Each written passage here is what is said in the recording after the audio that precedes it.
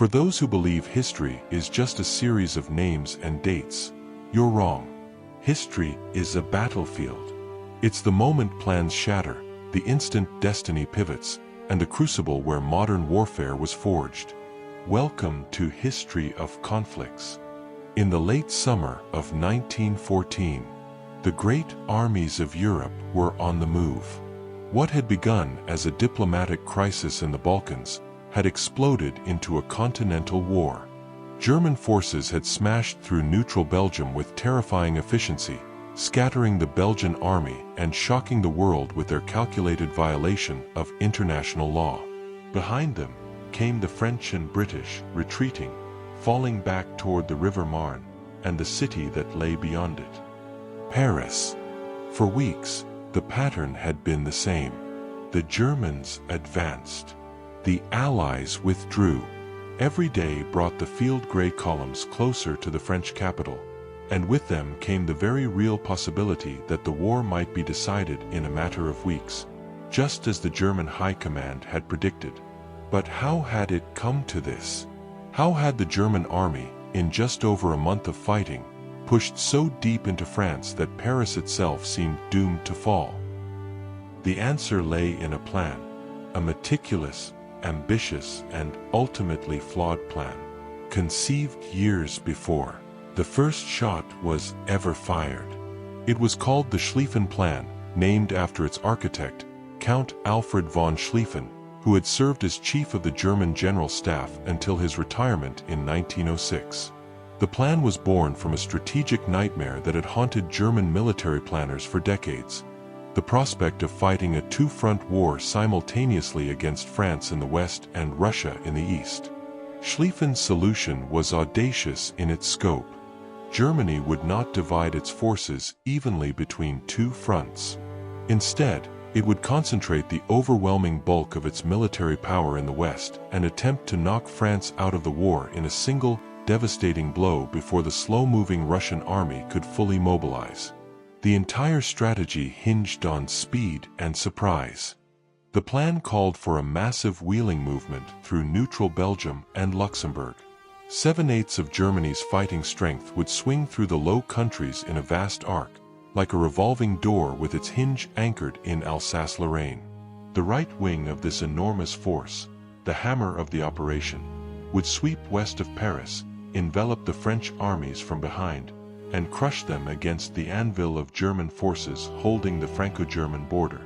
42 days. That was the timeline. Within 6 weeks, France would be forced to surrender. Then, with the Western Front secured, Germany could turn the full weight of its military machine eastward to deal with Russia.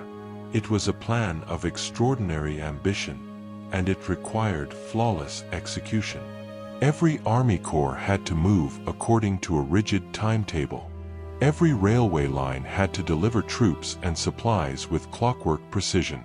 There could be no hesitation, no delay, no deviation from the master design. But plans conceived in peacetime rarely survive contact with the reality of war.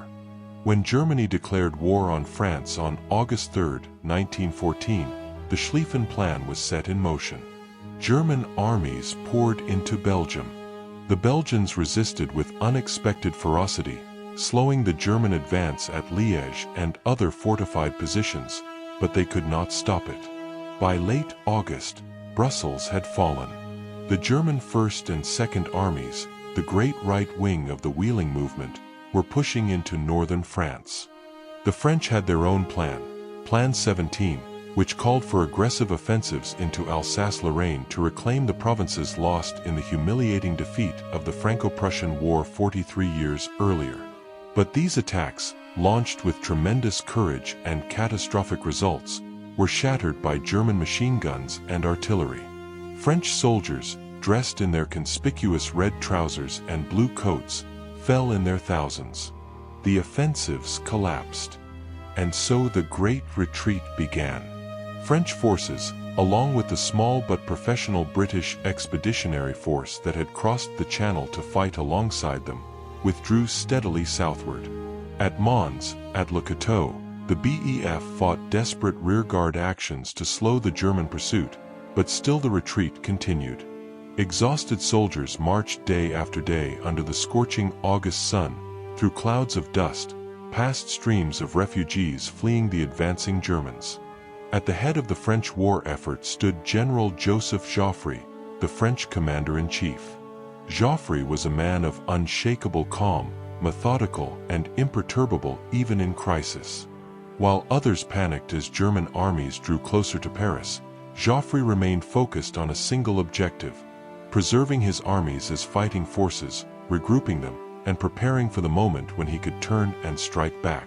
Commanding the British Expeditionary Force was Field Marshal Sir John French, a cavalry officer of the old school, brave but temperamental. The strain of the retreat had frayed his nerves, and his relationship with Joffre grew tense as he contemplated withdrawing the BEF entirely to rest and refit. On the German side stood Helmuth von Moltke the Younger, nephew of the great Prussian Field Marshal who had led Germany to victory in 1870. Moltke had inherited his uncle's position, but not, perhaps, his genius. He commanded from his headquarters in Luxembourg, hundreds of miles behind the front lines, struggling to maintain control over armies that were outrunning their supply lines and their communications. And then, there was General Alexander von Kluck, commander of the German First Army, the outermost edge of the Great Wheeling Movement. It was von Kluck's army that formed the tip of the spear, the force that would sweep around Paris and deliver the killing blow to France. But in early September, as his army approached the Marne River and Paris lay tantalizingly close, von Kluck made a fateful decision, a decision that would alter the course of the war and the fate of millions. The original Schlieffen Plan had called for the German right wing to pass west of Paris, enveloping the city and the French armies defending it.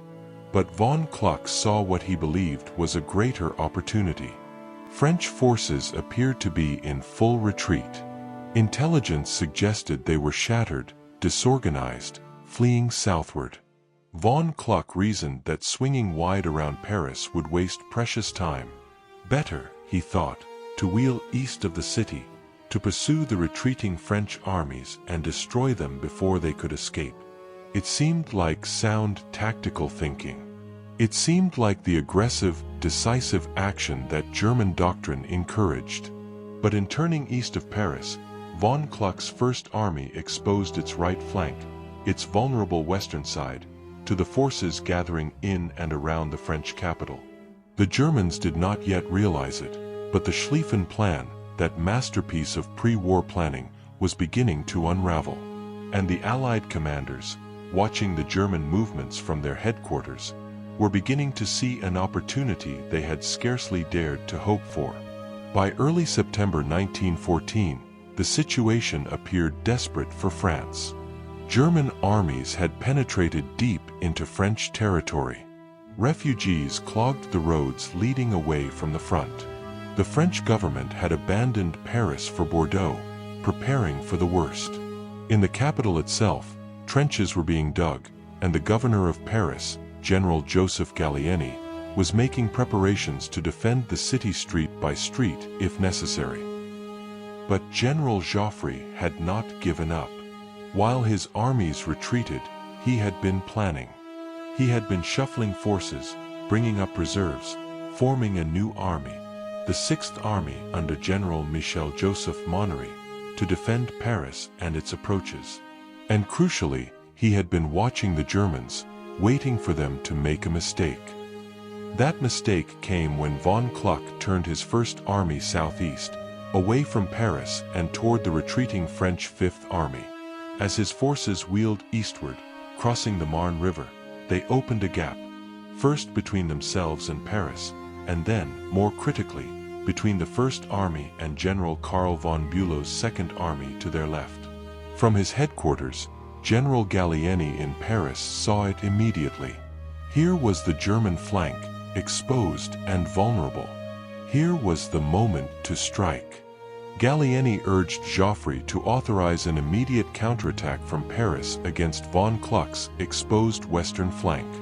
Monnery's Sixth Army could hit the Germans from the side while they were still pressing forward, still focused on pursuing the apparently beaten French forces to their front. Joffre, the cautious, methodical planner, recognized that this was the opportunity he had been preparing for. On September 4th, he issued General Order No. 6, the order that would halt the Great Retreat and launch the French counteroffensive. The French armies would turn and face the enemy. They would attack, and they would fight with everything they had to save France. But there was a problem. Monnery's 6th Army was positioned around Paris, too far from the front line to launch an immediate attack. Troops needed to be moved quickly to the jump-off positions northeast of the city. And this was where one of the most famous episodes of the entire battle, perhaps of the entire war, took place. Paris still had its taxicabs, hundreds of them, the famous red and black Renault taxis that had carried passengers through the city's streets in peacetime. Now, they would carry soldiers to war. On the night of September 6th, hundreds of Parisian taxis were requisitioned by the military authorities. Soldiers of Monnery's army, many of them reserve troops, older men who had left their civilian lives to answer the call to arms, piled into the vehicles, 5 or 6 men to a taxi.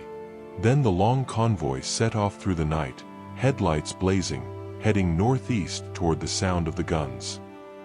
The taxis of the Marne carried approximately 6,000 troops to the front that night, a single division out of the hundreds of thousands fighting in the battle.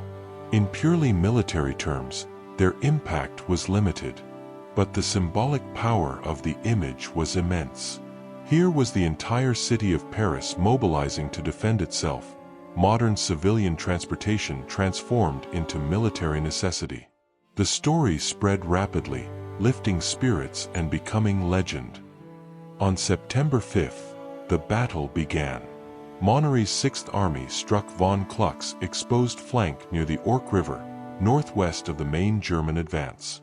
The Germans, surprised by the sudden attack from a direction they had not anticipated, fought back fiercely. Von Kluck, recognizing the danger, began pulling forces away from his eastward advance and redeploying them to meet this new threat to his west. This was exactly what the Allies needed. By forcing von Kluck to shift troops westward to deal with Monnery, the Germans were weakening their pressure on the French armies to the south. More critically, von Kluck's redeployment widened the gap between his 1st Army and von Bülow's 2nd Army. The fighting along the Ourcq was brutal. Neither side would yield. Monnery's troops, many of them older reservists, attacked repeatedly against German positions. Von Kluck's forces, elite units that had marched and fought continuously for a month, counterattacked with desperate intensity. Villages changed hands multiple times. Artillery thundered continuously. The casualty lists grew longer with each passing hour. To the east, the rest of the French line had stopped retreating and turned to fight. General Franchet d'Espery's 5th Army engaged von Bülow's 2nd Army. General Foch's 9th Army, newly formed from reserves and units pulled from other sectors, faced the German 3rd Army in the marshes around Saint-Gond. All along the line, from Paris to Verdun, armies that had been retreating for weeks now stood their ground and fought back. And into the widening gap between the German 1st and 2nd Armies came the British Expeditionary Force. Field Marshal Sir John French, his earlier pessimism overcome by Joffre's determination and direct appeals from the British government, had committed his forces to the offensive. The BEF, though battered by the retreat and significantly reduced in strength from the fighting at Mons and Le Cateau, was still a formidable force of professional soldiers. Now those soldiers advanced northward into the gap, crossing the Marne River with little opposition. German cavalry and a few scattered units attempted to screen the enormous hole in their lines, but they could not hope to stop an entire army. The BEF's advance created an existential crisis for the Germans. Von Kluck's 1st Army was being held in fierce fighting by Monnery in the west. Von Bülow's 2nd Army was engaged with French forces to its front, and between them, pushing steadily northward like a knife blade, came the British.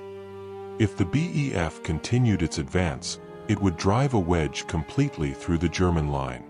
Von Kluck's army might be cut off and destroyed. The entire German position in France could collapse. Everything the Schlieffen Plan had been designed to achieve would be lost. Von Bülow, commanding the Second Army, recognized the danger first. He ordered his forces to begin pulling back from their advanced positions to shorten his lines and close the gap. But in doing so, he exposed von Kluck's left flank even further. The German High Command, far from the fighting in Luxembourg, struggled to understand what was happening. Communications with the front-line armies were sporadic at best. Telephone lines had been cut. Radio communications were primitive and unreliable. Staff officers brought reports that were hours or even days old by the time they reached headquarters. Moltke, the chief of staff, grew increasingly anxious and indecisive. The strain of command, the weight of responsibility for millions of men, and the fate of the empire bore down on him. He had already weakened his armies in the west by sending 2 corps eastward to face the Russians, who had attacked into East Prussia more quickly than anticipated. Now his great offensive in France seemed to be stalling, and he did not know how to restore its momentum.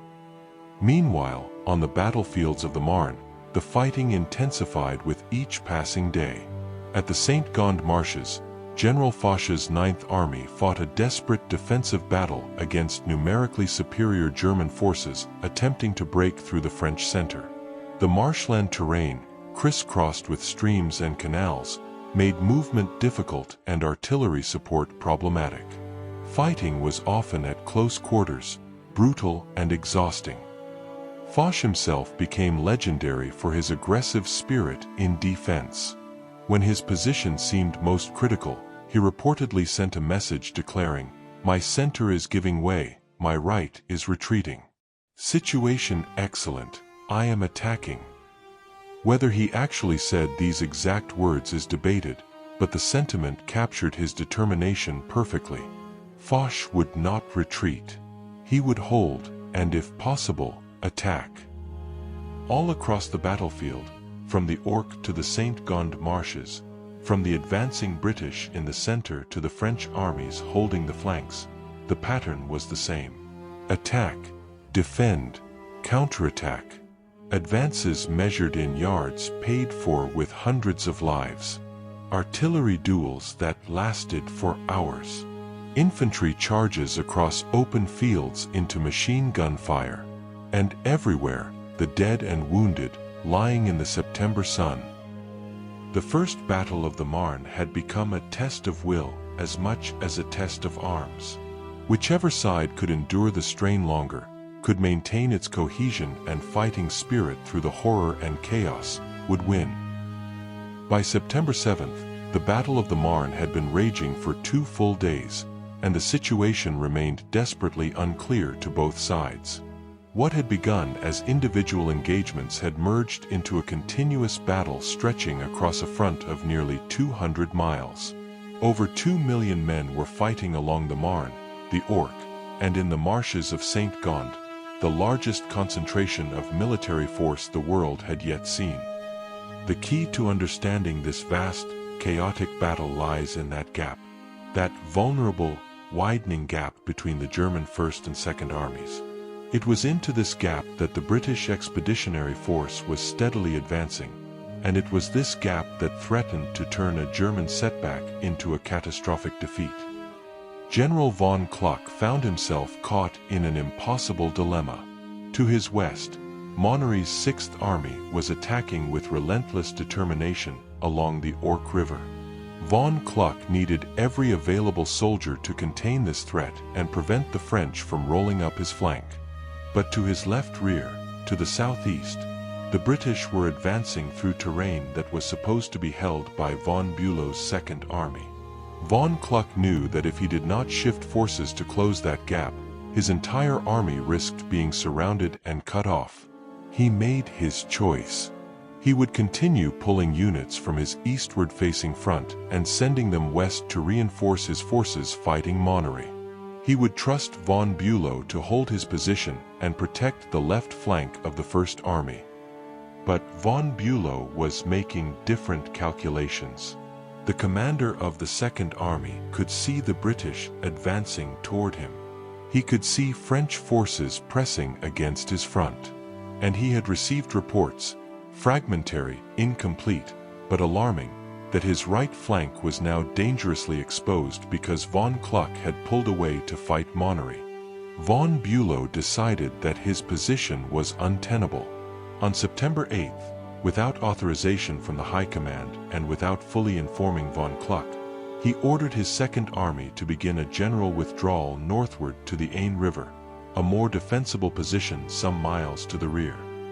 This withdrawal was the beginning of the end of the German offensive. When von Bülow's army pulled back, it turned the gap between the German armies from a dangerous vulnerability into a gaping chasm.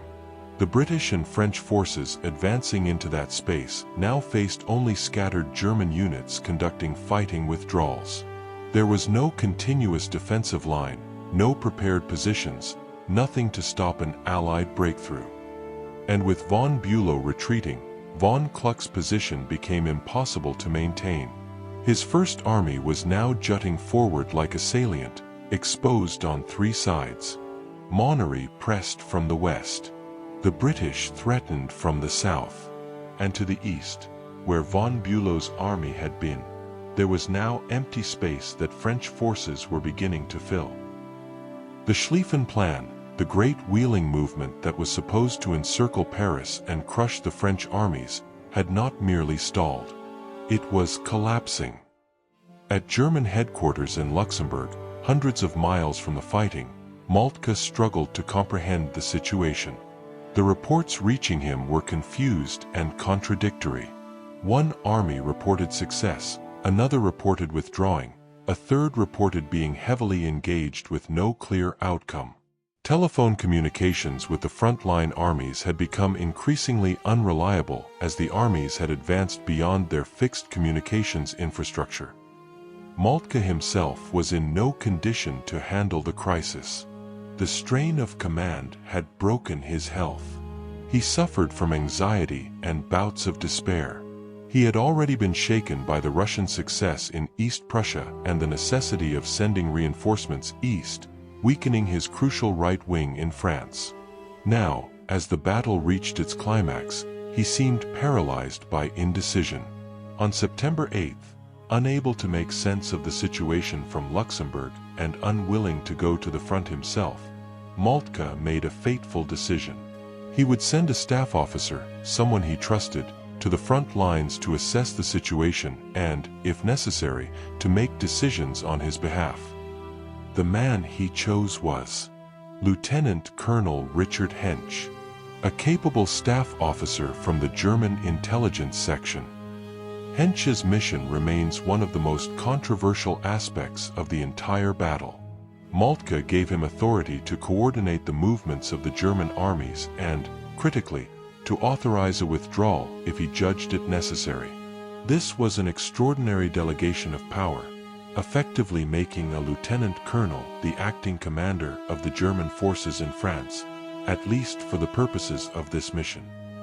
Hensch traveled by car to the headquarters of each German army, beginning with the Fifth Army on the left of the line and working his way west toward the critical First and Second Armies. What he saw alarmed him. Everywhere, armies were overstretched, exhausted, short of supplies. Units had been fighting continuously for over a month. Casualties were mounting. And the situation on the right wing, where the British were advancing through the gap, seemed particularly dangerous. On September 9th, Hensch reached von Bülow's Second Army headquarters. Von Bülow painted a grim picture. His army was under pressure. The British were advancing toward him. And von Kluck's First Army, instead of protecting his right flank, had wheeled away to fight the French near Paris, leaving a gap that could not be defended. Hench authorized von Bülow to continue his withdrawal to the Aisne. Then he drove west to von Kluck's headquarters. When Hench arrived at von Kluck's command post on the morning of September 9th, he found an army that was still fighting aggressively. Von Kluck's forces had made progress against Marne along the Ourcq. The French attacks were weakening. Von Kluck himself believed that one more push, one more day of fighting, might break the French 6th Army entirely. But Hench brought devastating news. Von Bülow's 2nd Army was withdrawing. This meant that von Kluck's left flank was completely exposed. The British were advancing into the space von Bülow had vacated. If the First Army remained in its current position, it risked being surrounded and destroyed. Hench, exercising the authority Moltke had given him, ordered von Kluck to break off the fighting along the Ourcq and withdraw northward to the Aisne, conforming to the movement of the 2nd Army. Von Kluck protested, but he had no choice. The order came with the authority of the Chief of Staff. On the afternoon of September 9th, the German First Army began its withdrawal from the Marne. The retreat, when it began, was conducted with professional skill. These were veteran soldiers, disciplined and well-led. They did not flee in panic. They withdrew in good order, fighting rearguard actions, destroying bridges behind them, making the Allied pursuit as costly as possible. But they were withdrawing nonetheless, abandoning the ground they had fought so hard to gain, moving away from Paris rather than toward it. For the Allies, the realization that the Germans were retreating came gradually. Individual units reported that German forces in front of them were pulling back. Patrols encountered abandoned positions. The pressure on Allied lines began to ease. But after weeks of retreat followed by days of desperate fighting, it seemed almost too good to be true. General Joffre, ever cautious, ordered his armies to maintain pressure on the retreating Germans but to advance carefully. He would not risk throwing away his victory through reckless pursuit. By September 10th, the pattern was clear across the entire front. All 5 of the German armies that had invaded France were withdrawing northward toward the Aisne River. The great offensive had been stopped. The Schlieffen Plan, that masterpiece of pre-war planning that was supposed to win the war in 6 weeks, had failed. Why had it failed? The reasons were many, and historians would debate them for decades to come. The Belgian resistance had slowed the German advance in its crucial opening days. The Russians had mobilized faster than expected, forcing Germany to weaken its Western armies. French and British forces had fought better and more stubbornly than German planners had anticipated. Supply lines had become overstretched. Communications had broken down. Individual commanders had made critical errors in judgment. But perhaps the most fundamental reason was simply that the plan had been too ambitious, too rigid, too dependent on everything working perfectly. War, as the Prussian theorist Clausewitz had written a century earlier, is subject to friction, the unpredictable, uncontrollable factors that cause even the best plans to go awry. The Schlieffen Plan had no margin for error, no flexibility to adapt when the unexpected occurred. And in war, the unexpected always occurs. The human cost of the Battle of the Marne was staggering. Exact casualty figures remain disputed, but modern estimates suggest that the French suffered approximately 250,000 casualties, killed, wounded, and missing. The British lost around 13,000 men. German casualties were similar in scale, probably around 250,000 to 300,000 men. In just a week of fighting, over 500,000 soldiers had become casualties. Entire French villages had been destroyed in the fighting. The roads leading away from the battlefield were clogged with ambulances carrying the wounded. Field hospitals overflowed with casualties. Civilians who had fled their homes during the battle returned to find their villages in ruins, their fields churned by artillery, their churches and schools damaged or destroyed. And this was only the beginning. The Battle of the Marne had saved Paris and France, but it had not ended the war. Indeed, in a sense, it had merely ensured that the war would continue, and continue in a form far more terrible than anyone had yet imagined. By September 12th, the First Battle of the Marne was effectively over.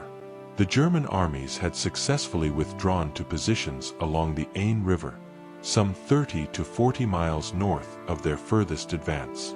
They had not been routed or destroyed, but they had been stopped and forced to retreat. The immediate threat to Paris had been lifted. In the French capital, there was jubilation. The government began preparations to return from Bordeaux.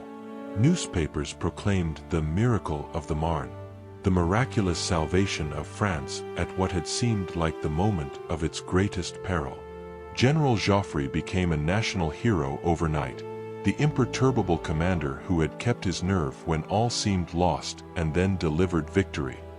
But the truth, as Joffre himself understood, was more complex. Yes, France had been saved. Yes, the German offensive had been defeated. But the German army had not been destroyed. It remained a formidable fighting force, now occupying defensible positions on French soil. The war was far from over. In Germany, the news from the Marne was received with shock and dismay. The German people had been assured that victory was imminent, that Paris would fall at any moment, that their sons and husbands would be home by Christmas. Now they learned that the advance had been stopped, that the army was retreating, that the war would continue. Moltke, broken by the failure of his offensive and the collapse of his health, was quietly relieved of command on September 14th. He would be replaced by General Erich von Falkenhayn, a younger and more energetic officer. But no change in command could alter the fundamental strategic situation. The Schlieffen Plan had failed, and with it had died any German hope of winning a quick, decisive victory in the West. In the days following the battle, both sides attempted to outflank each other to the north and west in what became known as the Race to the Sea. Each army tried to get around the open northern flank of the enemy, and each time, the opposing side extended its own lines to block the move. The result was that the front line gradually extended itself westward and northward, across the fields of Artois and Picardy, through Flanders, until finally it reached the coast of Belgium near Nieuport.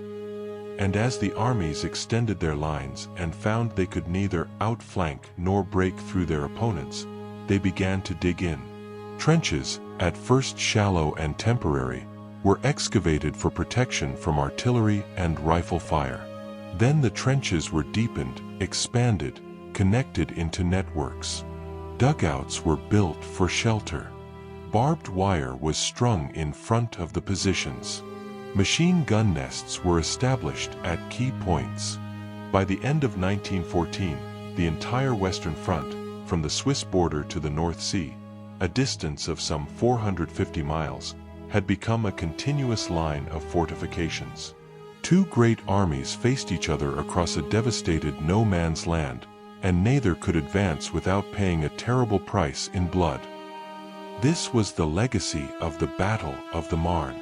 By saving Paris and stopping the German offensive, the battle had ensured that the war would not be decided quickly. But in doing so, it had also guaranteed that the war would be long, brutal, and utterly destructive. The fluid warfare of maneuver and movement that had characterized the opening months gave way to the static, grinding warfare of attrition that would define the Western Front for the next 4 years. Millions of soldiers would live in those trenches, enduring conditions of unimaginable hardship. They would fight battles, at the Somme, at Verdun, at Passchendaele, in which hundreds of thousands died to gain a few miles of muddy ground, only to lose it again in the next enemy counterattack. They would experience new forms of warfare: poison gas, flamethrowers, tanks, aerial bombardment.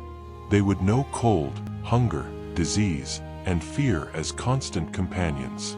And it had all begun here, on the banks of the Marne, in those desperate days of early September 1914, when the fate of France and the course of the 20th century hung in the balance. The First Battle of the Marne was not the largest battle of the First World War, nor the bloodiest, but it was, in many ways, the most decisive. It ended forever the German dream of swift victory. It saved France from defeat and occupation, and it determined that the war would be won not through brilliant maneuver or decisive offensive action, but through endurance, through the ability to sustain catastrophic losses and continue fighting month after month, year after year, until one side or the other could bear it no longer. The soldiers who fought at the Marne could not have known this as they retreated, advanced, fought, and died in those September days.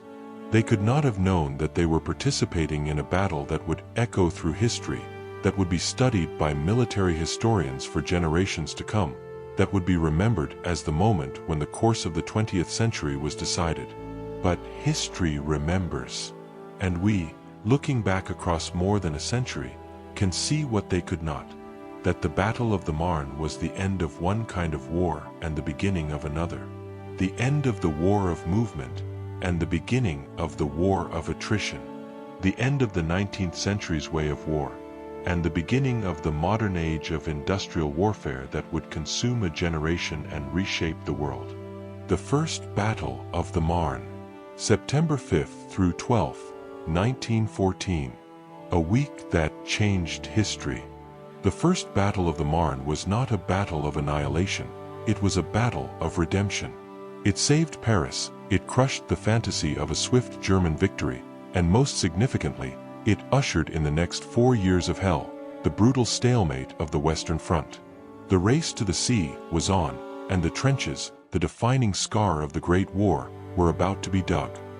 If you want to delve deeper into the strategies, the triumphs, and the tragic consequences of military history, make sure you subscribe to History of Conflicts. Hit that notification bell so you don't miss our next chapter. And let us know in the comments below, what was the single most decisive moment that you think saved the French line?